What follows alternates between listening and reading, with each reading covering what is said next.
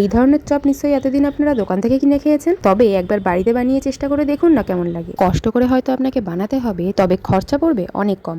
আর বাজারের ওই বারবার ইউজ করা তেলে ভাজা খাওয়ার থেকে বাড়িতে এটা বানিয়ে খাওয়া বেশ ভালো। তার জন্য প্রথমে এই লম্বা ক্যাপসিকামগুলোকে কেটে ভিতর থেকে দানা বার করে ভালোভাবে ধুয়ে নিতে হবে। যদিও এই দানা বার করার ব্যাপারটা একটু ঝক্কির, তবে নিজের হাতে বানানোর মজাই আলাদা। আচ্ছা, এখানে লাগছে এই লম্বা ক্যাপসিকাম আর সেদ্ধ আলু। এই সিদ্ধ আলুটাকে নুন, হলুদ, লঙ্কা, জিরে ধনে গুঁড়ো, চাট মশলা, ধনে পাতা, আপনার মন মতো যা ইচ্ছা হয় তাই দিয়ে মেখে ফেলুন। এবার ঠেসে ভরে দিন ক্যাপসিকামের পেটে। ব্যাস, অপারেশন কমপ্লিট। এবার প্লাস্টার করার পালা। তার জন্য লাগবে বেসন, বেসনের অর্ধেক পরিমাণে কর্নফ্লাওয়ার আর পরিমাণ মতো লবণ, হলুদ, লঙ্কার গুঁড়ো দিয়ে একটা ঘন ব্যাটার বানিয়ে নিন। ব্যাটার পাতলা হলে কিন্তু লঙ্কার গায়ে লেগে থাকবে না। এরপর তেলটা অনেক গরম করে লঙ্কার গায়ে বেশ ভালো রকমের ব্যাটারটা কোট করে ওই গরম তেলে ছেড়ে দিন। মাঝারি আঁচে ভাজুন যাতে লঙ্কা সেদ্ধ হয়। এবার উল্টে পাল্টে বাদামি লাল করে ভেজে তুলে নিন। এরপর উপরে সামান্য বিট নুন ছড়িয়ে কাসুন্দি বা সসের ডিপ করে গরম গরম টেস্ট করুন।